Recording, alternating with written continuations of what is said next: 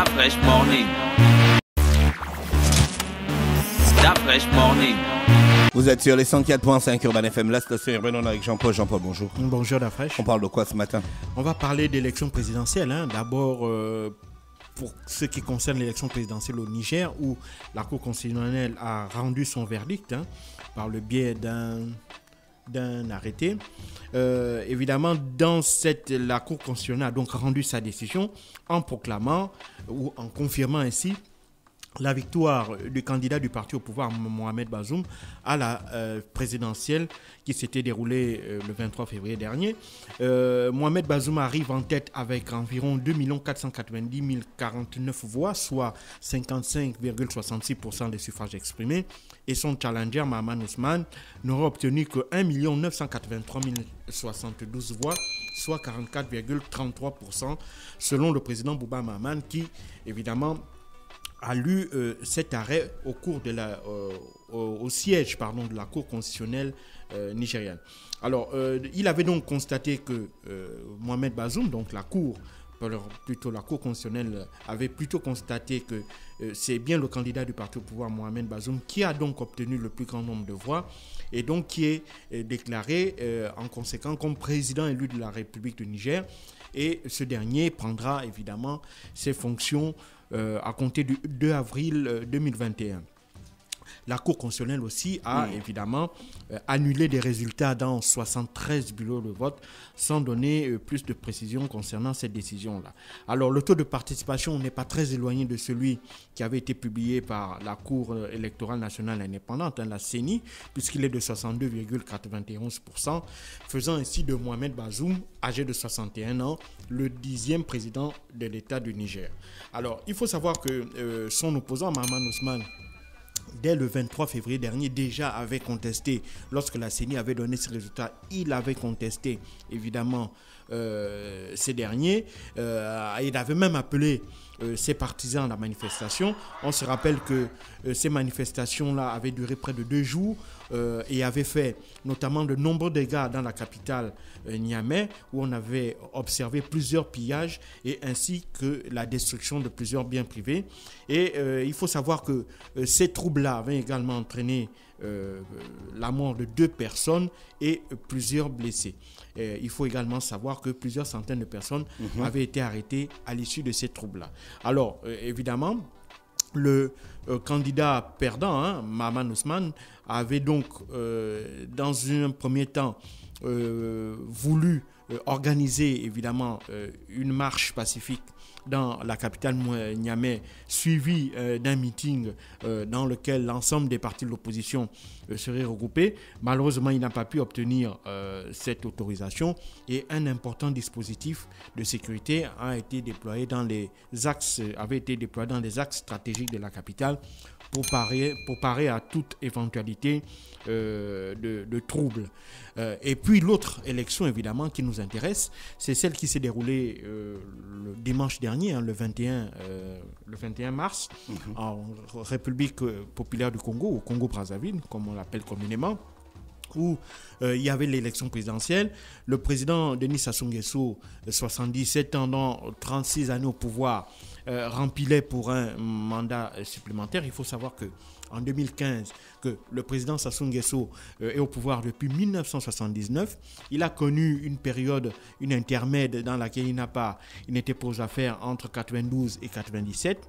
Et il faut également savoir qu'en 2015, il avait fait modifier la constitution du Congo pour lever la limite d'âge et la limite du nombre de mandats à la tête du pays. Et donc, depuis lors, il a la possibilité de se représenter se représenter à la présidence de la République du Congo et évidemment il brigue un nouveau mandat. Cette élection également a été endeuillée par la disparition du principal opposant à Denis Sassou Nguesso, Guy Brice Parfait Kolela, 61 ans, qui était considéré comme le principal adversaire politique de Denis Sassou Nguesso. Il faut savoir que Guy Brice Parfait Kolela est le fils de Bernard Kolela, ancien premier ministre de Congo-Brazzaville, notamment durant la période de la guerre civile, entre 92 et 97. Et celui-ci avait déjà même été candidat en 2016, où il n'avait obtenu que 15% face au président Denis Sassou Nguesso, qui lui avait obtenu près de 60%. Et donc, il faut savoir que ce décès-là survient alors que Guy Brice Parfait Kolela était en plein meeting. Et donc, ce n'est que vendredi dernier que les membres de son entourage ont constaté que son état s'était dégradé et ils pensaient d'abord à un paludisme, mais évidemment lorsqu'on l'a emmené dans un centre de santé à Brazzaville, on a constaté qu'il était atteint de la Covid-19 puisqu'il avait été diagnostiqué, il avait été testé positif. Et donc, étant donné que sa situation, son état de santé s'était très rapidement dégradé entre vendredi et dimanche, il a dû donc être évacué par avion médicalisé sur la France et il est décédé malheureusement pour lui quelques minutes seulement à peine après son arrivée sur le sol français. Et puis, évidemment, cette nouvelle a fortement endeuillé, fortement frappé les Congolais, puisque l'opposant à Denis Sassou Nguesso avait posté quelque temps avant d'être évacué sur Paris une vidéo dans laquelle il demandait justement aux Congolais de se rendre massivement au vote, accomplir leur devoir citoyen afin de permettre l'alternance à la tête du Congo. Il faut savoir que cette élection, depuis dimanche, les réseaux, l'Internet a été coupé au Congo pour éviter que des documents tels que les procès-verbaux de bureau de vote ne soient diffusés sur Internet et que ensuite ça puisse jeter, si tu veux, un peu la confusion sur les résultats finaux. Mais des premiers résultats de sortie des urnes diffusés par la commission en charge de l'élection, Denis Sassou Nguesso, semble-t-il, n'aura pas une très grande difficulté à être réélu, puisque la plupart des bureaux de vote dans la capitale Brazzaville et dans les grandes villes de l'intérieur du pays le mettent en tête. Il faut également savoir que avec cette perte, avec cette disparition de M. Kolela, le paysage de l'opposition congolaise s'assombrit davantage, puisque il faut savoir qu'en dehors de M. Kolela, les deux autres principales figures de l'opposition à l'époque, que sont le général Jean-Marie Michel Mokoko ou encore André Okombi Salissa, ces deux personnalités qui étaient très proches de Denis Sassou Nguesso, elles sont en prison où elles sont accusées d'atteinte à la sûreté de l'État et sont condamnées à 20 ans de réclusion. Et donc, ces principales personnalités sont en prison. Monsieur Kolela, malheureusement, vient de décéder. Et donc, ce qui fait que, pour le moment, il sera difficile de voir émerger une autre personnalité qui puisse incarner une véritable alternative en République du Congo. Oui. Et j'avais une question quand j'ai vu ça. Supposons que le principal opposant, je ne dis pas que c'est la situation actuelle, supposons que le principal opposant meurt du fait du Covid, comme c'est le cas actuellement, et qu'au terme des élections, il est gagné à 60% des voix. Mais il est mort. Oui, mais l'élection est annulée. On constate tout simplement que le vainqueur, le président élu, est vacant, puisqu'il n'est plus là, il est décédé. Et donc, on est obligé de réorganiser de nouvelles élections. Bah non, c'est pas normal. Comment ça, c'est pas normal? Parce que les députés... Si moi je candidate pour être député... les députés, ils ont des suppléants. Oui, mais si moi je candidate pour être député et que je meurs, toi, mon suppléant, tu prends ma place. Oui. Mais quand je candidate pour être président, j'ai déjà ma team. Pourquoi quand je meurs, on ne prend pas le gars que je présentais comme étant mon premier ministre, par exemple? Parce que la Constitution ne le prend pas. Si vous êtes président en fonction, la Constitution au Gabon, par exemple, dit que c'est le président du Sénat. Enfin, c'est un triumvirat qui va assurer l'intérim, en quelque sorte.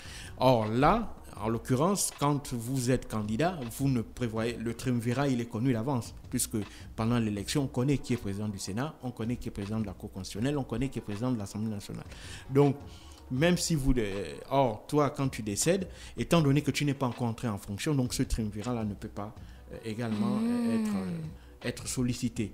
Donc, on constate la vacance du président élu et donc on est obligé de réorganiser de nouvelles élections. Ah, on constate quand même une vacance. Oui, on constate une absence. Voilà, puisque le président élu n'exerce pas encore le pouvoir. C'est quelque chose d'important. Donc, en l'occurrence, ici, par contre, l'opposition, comme je l'ai dit, sont énormément affaiblis avec la disparition de la principale personnalité de cette opposition-là. Et donc, ça va renforcer justement la position de Denis Sassou Nguesso comme étant le véritable homme fort du paysage politique congolais. Ça, c'est malheureusement la chose qu'il faudra que l'on ne peut que constater avec cette disparition de Guy Brice Parfait Kolela.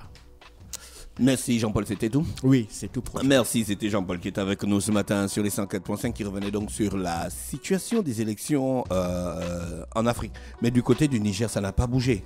Non, du côté du Niger, comme je l'ai dit en préliminaire, la Cour constitutionnelle vient de valider évidemment les résultats de la CENI et donc c'est Mohamed Bazoum qui est considéré comme le président élu et son adversaire c'était Mohamed Issoufou. Non, c'était Mohamedou Issoufou. Oui, Issoufou, voilà, qui était l'actuel président du Niger. Non, qui était un ancien président du Niger. Voilà. C'est un ancien président. Merci Jean-Paul avec nous ce matin sur les 104.5 Urban FM. Il existe déjà. Start Fresh Morning.